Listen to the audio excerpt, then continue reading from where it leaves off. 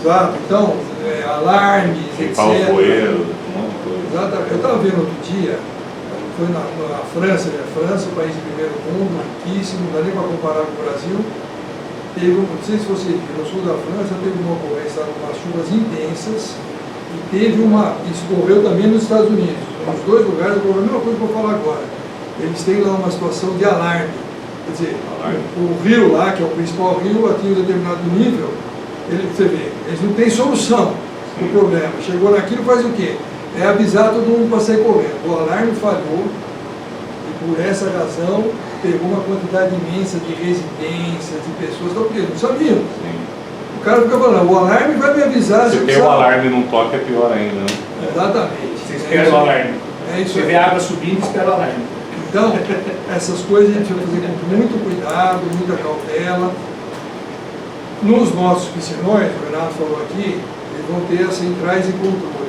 Nessas centrais de controle, nós queremos colocar também sistemas de monitoramento. Né? A gente possa, isso não está previsto no projeto, mas é uma coisa que nós queremos fazer. A cidade tem que ter uma central de gestão de crise, mas automatizada. Então eu leio a informação lá do reservatório, está captando a água da chuva lá, leio aqui e tal, e num local centralizado, que medidas que eu tomo? Está sendo suficiente, que já foi feito ou não? Então isso é uma coisa que acho que é extremamente necessária fazer na nossa cidade. E aí congrega uma série de outras ações, né? E ações preventivas.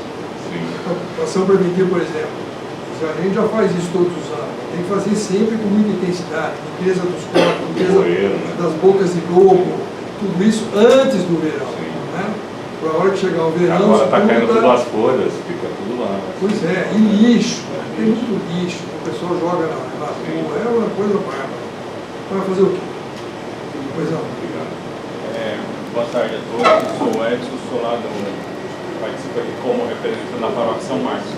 Em relação à questão da drenagem dos parques lineares, que a gente teve um contato com o pessoal da Secretaria do Verde, inclusive no Orçamento Cidadão eles fizeram uma apresentação sobre os parques lineares. Sim. E até queria confirmar essa informação, porque o senhor disse que são 16 parques lineares inicialmente, né? Isso. Na apresentação que o secretário municipal do Verde fez, no projeto da prefeitura tinha 49 parques lineares, mas desses 49 só tinha 5 licitados com projeto e só tinha verba para 3 com projeto, né? Então eu queria confirmar se esses 16, que situação que são esses 16? Os 16 que eu estou mencionando. Porque lá, pelo que eles apresentaram, a verba que tinha para esses 5 era a verba para fazer o projeto. Sim. E para execução do projeto só teria de 2 pelo BNDES. Então eu queria confirmar se efetivamente são esses 16 parques que o senhor acabou de falar, ou se é aquela apresentação que o pessoal da Secretaria do Verde fez. Vou repetir, eu não sou o secretário de lá, esse detalhe eu desconheço o que você está falando. O que eu sei é o que passou por nós. O que passou por nós é isso que eu acabei de mencionar. Eles fizeram um plano, tem um projeto de parques lineares, de diversos tamanhos na cidade toda, e esses 16 foram contemplados num plano de implantação no horizonte não muito longo, que eles estão buscando os recursos. Você falou aí uma coisa que eu também já falei, 2 já estão garantidos, já está o recurso aqui, vai ser feito junto com os nossos outros piscinões. Eles têm outros parques planejados para serem executados, entendeu? Tem vinculados a empreendimentos, né, Eduardo? O projeto eles já contrataram via TAP. Já tem empreendimentos para serem executados, tal. Então, talvez eles deram um detalhe que eu não sei reproduzir aqui, entendeu? E a gente vai ter oportunidade, o secretário do Verde. Ele vai vir agora aqui falar, né? Então aí vocês exploram melhor aí. Mas 2 com certeza tem recurso. Com certeza agora. Junto com o nosso recurso do BNDES, junto com os reservatórios. A gente aprovou juntos. Tá? Que são o do Proença e do Córrego da Rua Oriente. Esses 2 estão contratados já. Não, isso eu pergunto porque lá na região onde eu moro, no bairro onde eu moro, tem previsão, né? Tinha previsão, tinha um projeto feito até, nós tivemos uma reunião em 2018 na prefeitura, que foi apresentado o projeto, só que... Não foi feito. Não foi feito. Não, da Lagoa, não é? Não, é lá na residencial do... Não, lá no Campo Florido. Ah, desculpa. Ah, no Campo Florido? Tá. É, porque tem área, né, tem área de preservação permanente. Sim, sim. Ia ser feito ali. Ok.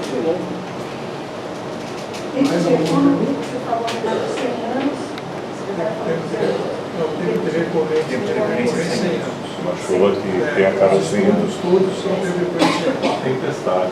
Cada 10 vai ser atualizado. Exato. A macrodrenagem antigamente tinha um conceito bem Do Noé. Você tinha que fazer um reservatório, aquele reservatório tinha que aguentar 100 anos.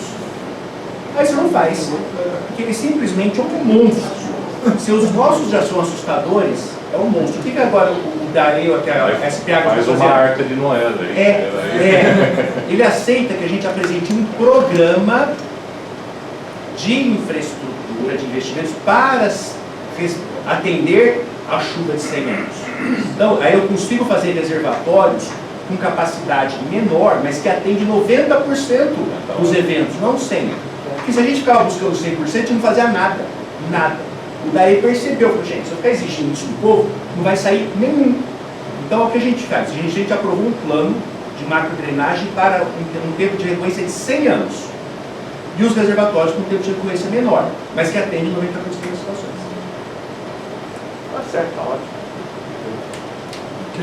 Sem mais perguntas, podemos liberar o secretário. Agradeço aí. Imagina, nós Estamos à disposição, Marcelo. Obrigado. Qualquer oportunidade, E só aí, avisar. quando tiver agradecemos a disponibilidade. Nós estamos À disposição, gente. Nós somos nesse andar. Se quiserem falar conosco com mais detalhes, estamos à disposição. Tá bom? Obrigado, pessoal. Um abraço. Obrigado. Um abraço. Tchau, tchau, um abraço. Vamos passar agora para a parte de habitação. Então, vamos passar a palavra ao secretário Cirilo, recém assumiu a Secretaria de Habitação. De antemão, já até justifico, né, com algumas informações, talvez ainda você não tenha todas ainda, em razão desse curto prazo, mas Agradeço. Bom, boa tarde a todos. Como bem disse o secretário Marcelo, eu assumi no meio de maio, com exatamente 3 meses e alguns dias, à frente da Secretaria de Habitação. No primeiro momento, quando se fala em habitação popular, erroneamente alguém pode pensar qual é o déficit habitacional em Campinas. Está existindo um número, fala-se em 15 mil, de 13 a 15 mil. Essa estatística que se fala, esse número que se fala, é em razão do número de inscrições que nós temos de interessados via Secretaria de Habitação Coab, porque não se consegue controlar o déficit. Então, o problema da habitação é fácil. Só 17 mil famílias dependem da habitação. Eu acho que é errôneo esse entendimento, e quando nós falamos em famílias, elas estão num lugar, talvez um lugar clandestino, irregular, e acaba afetando toda a população de Campinas. Um núcleo instalado, eu não vou falar nem num bairro, mas numa região, ele acaba afetando toda a região. Tanto na parte comercial, como na parte das moradias regulares, mas não se tem um número correto. Então, tomou-se por bem aí, sempre pensar em núcleos habitacionais de número estatístico em razão de inscrições na Secretaria de Habitação e Coab. Feita essa ponderação, a gente não pode esquecer o seguinte, que a Secretaria de Habitação ela tem uma diretriz. Qual é? É criar moradia, promover moradia definitiva e também emergencial. Porque quem está em núcleo hoje, em razão de um problema de chuvas torrenciais, deslizamento, essa pessoa depende de uma moradia provisória. Então, a diretriz principal da Secretaria de Habitação poderia ser diferente, é promover moradias, em definitivo e emergencialmente em alguns casos em que a própria situação exija isso. E como é que se resolve isso? O objetivo tem que ser único, é estimular, promover novos empreendimentos na cidade. A nossa lei de...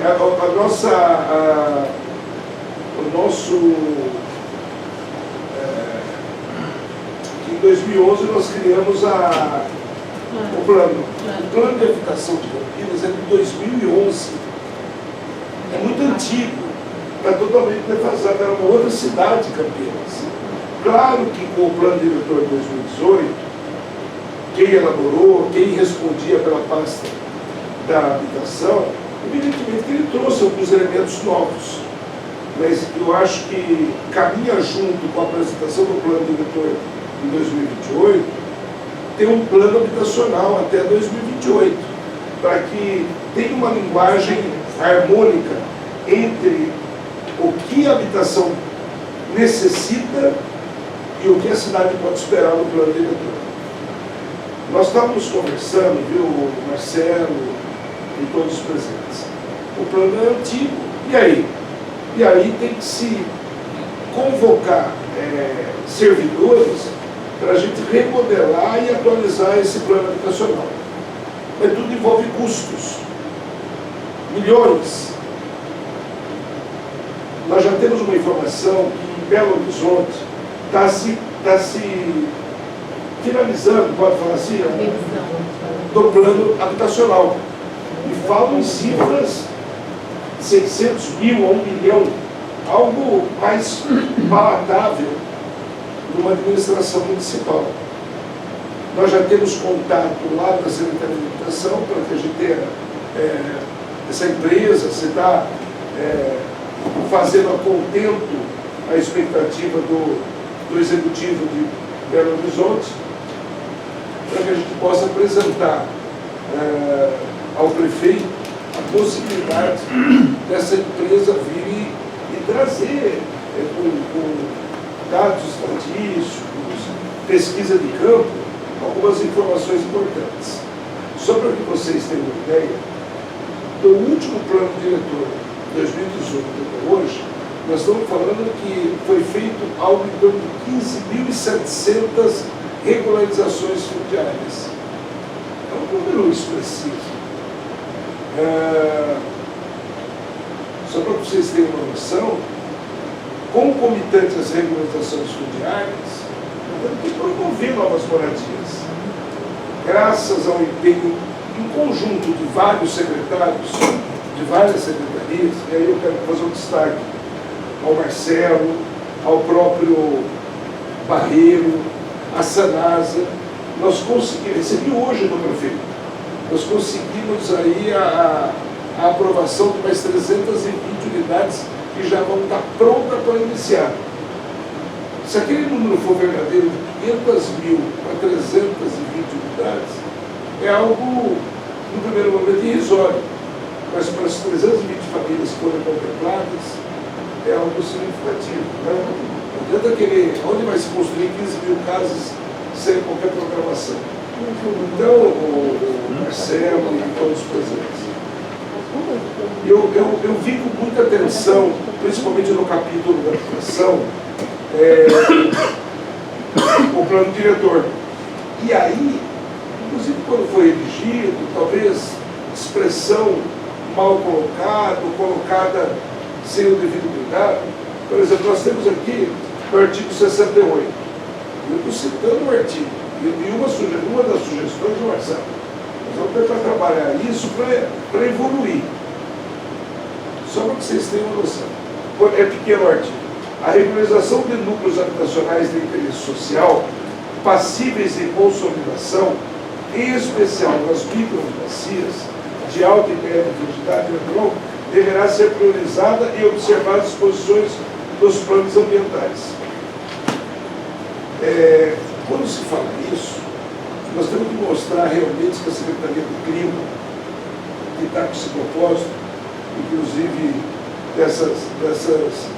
desses dados de informação, ela tem que trabalhar muito de forma harmônica com a Secretaria de Habitação, que hoje eu estou fazendo regularizações fundiárias, dando um título para uma família, para um cidadão, e aí eu dependo tanto do clima, mas eu dependo também de infraestrutura. Eu tenho a dependência de envolver outras secretarias que não só o clima nessa projeção de aumento de regularizações. E isso envolve investimentos.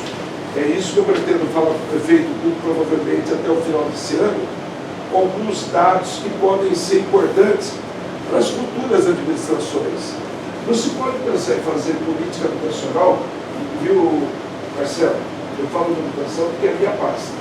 Mas claro que envolve a sua Secretaria de Planejamento, Infraestrutura. Não se dá para fazer política pensando em 4 anos de mandato. Só que às vezes muda o governo, muda uma agremiação partidária, muda-se tudo. Então nós temos que ter um projeto consistente com a participação popular. Eu implantei agora no mês de julho o Conselho Municipal da Habitação, envolvendo todos os secretários, permitindo que haja a participação popular, sugerindo, criticando, opinando, para que a gente possa tentar, se não for um consenso, pelo menos pelo critério da maioria, definir, dentro do capítulo da habitação de 2018, qual é a diretriz que a habitação vai dar para o plano diretor. A Ana Paula, ela é uma servidora de carreira. Eu já tenho marcado para o início agora de setembro montar uma comissão, Marcelo, montar uma comissão dos servidores, sem demérito com os comissionados, mas que tem os de carreira, e daqui a pouco muda uma gestão, daqui a pouco o Cirilo não é mais secretário de habitação, é o João, é a Maria, mas o servidor de carreira está lá, para que possa dar sequência na defesa daquilo que foi plantado lá atrás. Então, eu tenho procurado ter ações nesse sentido, o prefeito tem me incentivado até nisso. E nós já temos marcado para setembro uma reunião para montar uma comissão de estudo e de trabalho visando 2 pontos. Contribuir com o plano diretor no capítulo da habitação e iniciar, e se possível ainda nessa gestão, terminar o plano habitacional, o plano municipal de habitação, porque ele está totalmente defasado, porque é de 2011. A Ana tem uma informação que nós conseguimos, isso já está no Google, das regularizações aí fundiárias da cidade. Como o plano diretor ele instituiu e apresentou os mapas dos perímetros de núcleos urbanos, e foi em 2018, e a nossa situação hoje é diferente. Então, a gente atualiza isso diariamente, quando necessário, né? E isso está aberto, disponível para consulta de qualquer pessoa. Esse endereço aqui em cima, reurb.campinas.sp, né? E aqui, ó. Ana, eu posso só falar uma coisa, você estava dentro daquilo que eu pretendia falar, eu acho que tem um pouco a ver com o que você vai falar daqui a pouco. Um dos setores que mais pegam na Secretaria de Habitação, promover novas moradias, obrigação. Estimular novos empreendimentos, obrigação. Mas nós temos um setor emergencial que trabalha diuturnamente, que é a contenção. A contenção é para evitar novas ocupações. E desde que elas ocorram e estejam naquele caso de risco, nós temos que tirar essas pessoas de lá. E quando eu falo pessoas, nós falamos em núcleos que tem 300 famílias. Hoje, a Secretaria de Habitação, ela acaba subsidiando algo em torno de 1.600 auxílios moradias. E alguém falou, mas só 1.600? Ela paga algo em torno de R$605 por família. Nós passamos de 1 milhão todo mês pagando auxílio moradia. Ou seja, é um dinheiro que não volta mais. Então nós temos que, concomitante a esses 2 pontos principais, promover moradia e estimular novos empreendimentos, nós temos que cuidar muito da contenção. A contenção é que vai evitar, se hoje não está tão bom, pode piorar muito. E precisa a contenção, são seres humanos que estão dentro daquela ocupação, e são seres humanos que têm que ir lá para, em outras palavras, pedir para que saiam, e se não saírem, tem que tirar. Até porque eu tenho um órgão fiscalizador que é, tanto quanto o chefe do executivo, é o órgão do Ministério Público. Eu recebo, a minha secretaria recebe no mínimo 5 ou 6, 6 abertas, Ministério Público pedindo sobre uma ocupação e qual é o planejamento estratégico que nós pretendemos fazer. Tirar de lá e colocar onde. E aí, esse assunto não para.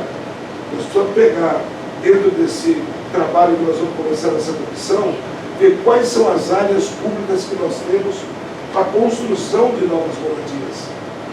Se não tiver um mapeamento correto, saber com exatidão quais as áreas, quais o tamanho das áreas, nós ficamos só num discurso que às vezes para alguns pode ser bom, para outros nem tanto, mas de prática não significa nada. Então, quando o prefeito resolveu desassociar apenas a nomenclatura do mesmo secretário sendo o presidente da Coab, no caso, o presidente da Coab, o Joarmi, e eu assumi a habitação, é para que focasse realmente na demanda da Secretaria da Habitação, que é promover mesmo moradia, estimular novos empreendimentos, e nós estamos isso aí com a carteira aberta. Qualquer empreendedor que for lá, ele tem uma lista de 16 mil pessoas que querem moradia. E ao mesmo tempo cuidar da contenção, porque senão esse número de algo em torno de 16 mil, 15 mil moradias ultrapassa, duplica 30 mil pessoas, porque se você não controlar o problema que nós temos hoje, ele pode se agravar muito mais. Bom, desculpa falar, mas é que a contenção é importante você falar desse assunto. Então a gente vem constantemente fazendo atualização desse mapa, que foi inicialmente instituído como diretor, e ele está disponível e aberto, e ele é assim, ó, por exemplo, eu quero dar um exemplo aqui, aqui é o núcleo residencial Santa Mônica, e aqui tem todas as informações, né, estimativa de domicílio, Região de São Marcos, né? A área dele, e aqui a gente tem o documento que aprovou e até a matrícula do qualquer coisa. Então, em relação à infraestrutura, né, que tem no local. E aí, por exemplo, uma área que não foi aprovada, tipo de informação que ela traz. Vou pegar um caso que você Nós temos hoje, Marcelo, nós conseguimos colocar de tanto que nós fizemos regularizações, nós implantamos assim, vamos colocar no mapa tudo que se tem, para o munícipe, para nós, para o poder público saber a cidade vista aérea. Só que isso se modifica constantemente. Se a gente não tiver contenção, esse número vai aumentando, daí nunca se chega. E aqui no caso do Fiel, né, a gente tem uma estimativa de domicílios, uma área aproximada, mas a gente ainda não tem estimativa de domicílio 2.565. Isso. 12 anos. E a gente não tem dados ainda de registro e aprovação, né? Porque ele ainda está numa etapa bem inicial de elaboração de diagnóstico. A gente tem em Campinas também, na verdade, tem instituído no Brasil 2 tipos de regularização: a regularização de interesse social e a regularização de interesse específico. E esse mapa também mostra essa informação. Né? Clicando na área, a gente consegue visualizar a modalidade dela. Isso já está acessível. É aberto, acessível para qualquer pessoa, não precisa de senha. Pega essa daí, como puxa essa daí. Esse grandão aqui, esse aqui é um loteamento.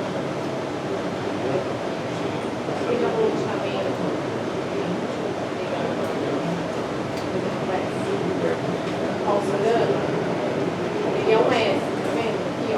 Social. Famílias de baixa renda. Aqui também a gente pode buscar por nome, então assim, eu quero saber aonde fica, vocês querem dizer algum? O que as cores representam? O lilás é uma coisa, o verde é outra? Isso, é a modalidade. O verde é específica e o lilás é interesse social? Isso, ó, reunir. Distancia um pouco para a gente ter uma ideia do que é específico, e do que é interesse social. Específico, eles são poucos. São poucos não, olha só como são muitos.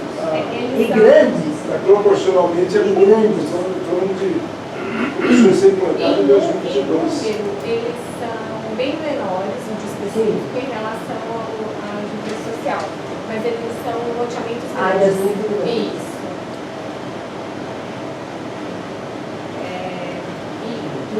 E a gente vai trabalhando, né, na regularização e a gente vai caracterizando assim, Não é bom. Você consegue ver o jardim? Tudo nas áreas verdes. Esse pessoal que faz Tudo chácara, nos verdinhos. tem pessoal que faz chácara 3 mil metros no horário de elevação militar e depois pede regularização. Ele já aparece aqui na pesquisa? Você mora aqui? Ah, lá, nossa, sua. Esse. É. Tem uma coisa que é bem assim. Está 100% Pra mapeado você já? ver que é de interesse do mês. Está 100% mapeado até o mês Até a hora que fez. Só até o mês de final de julho.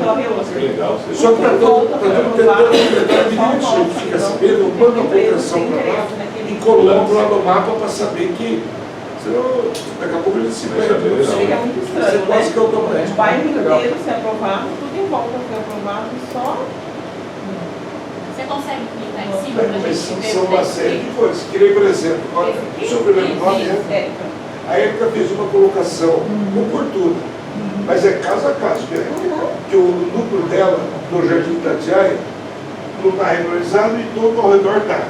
Tudo foi aprovado, na verdade, não está regularizado ainda. Tudo foi aprovado ao redor, só um pedacinho que a gente mora, a quadra, que não foi aprovado. Mas o que envolve isso? Nós estamos, por exemplo, fazendo.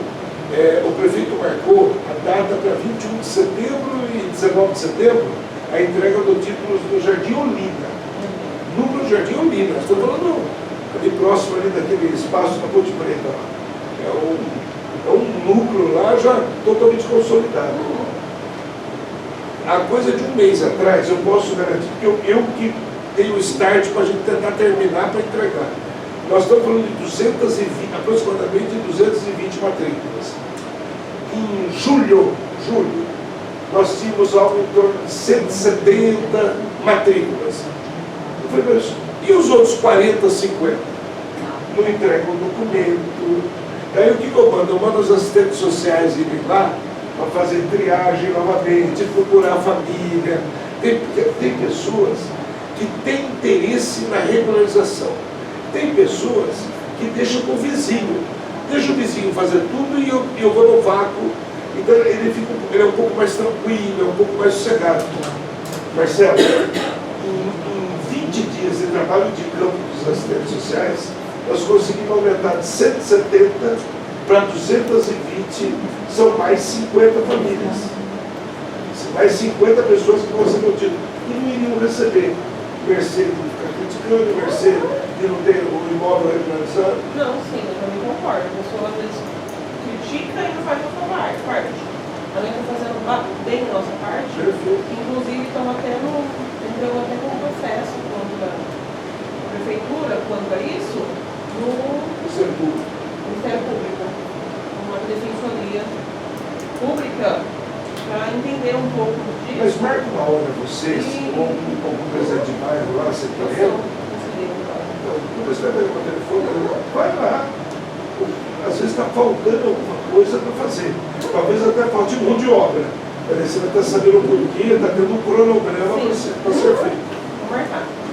Murilo, Cirilo, pode perguntar? Pode.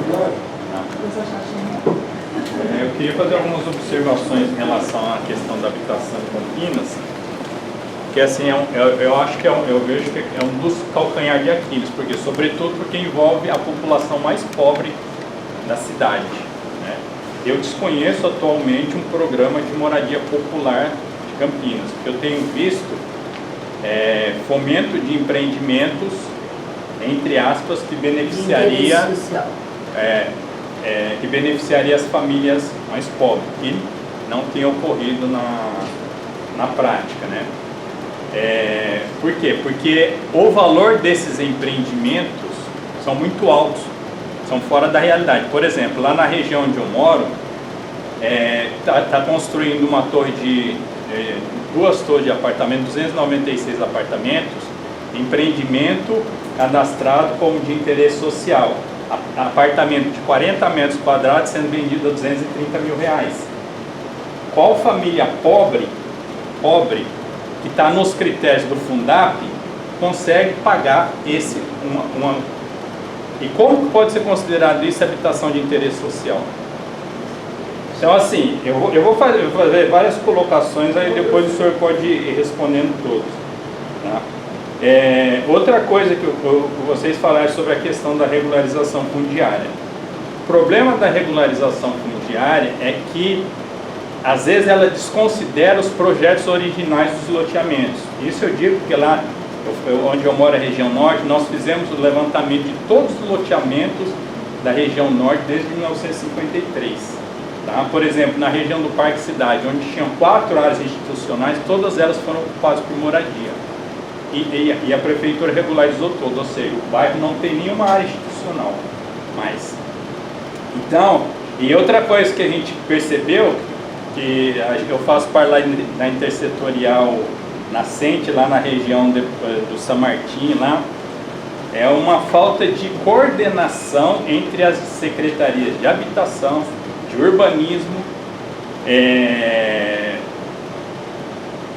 entre essas várias. Por quê? Porque a gente percebeu que tem certos loteamentos que são aprovados, que às vezes passa por um, dependendo do tipo de loteamento, não passa por outro. Então isso compromete o planejamento da cidade. Na nossa região a gente está sentindo isso, porque está tendo uma explosão de loteamentos lá, sem a completa análise do WAVE, né? Que é o impacto de vizinhança. Por exemplo, para nós, o que isso vai afetar em nós? Está afetando muito. Tá? E não tem, isso lá na região não está resolvendo o problema de habitação. Tá? Vou contar um caso concreto. Nós acompanhamos lá a ocupação Vitória, que é no final do Parque Cidade, com 64 famílias. Né? Era uma área particular, a Secretaria de Habitação foi lá, tirou as famílias de lá, né, com apoio da Guarda Municipal, pagando R$605 para cada família. Eu gostaria de saber quem de vocês aqui consegue pagar um aluguel de R$605, uma família de 2, 3 filhos. Tá? E isso sem contar que os R$605 é do Fundap ainda, né, que é um fundo que tem apoio federal, né, que a prefeitura bem poderia complementar esse valor para que as famílias pudessem, ou seja, as famílias, e a gente tem acompanhado algumas, quase nenhuma delas conseguiu alugar casa com esses R$605. E aí foram retiradas dessas 64 famílias, foram simplesmente retiradas, foi feito o cadastro, a maior parte delas estão recebendo o auxílio aluguel por um ano, só que não conseguiram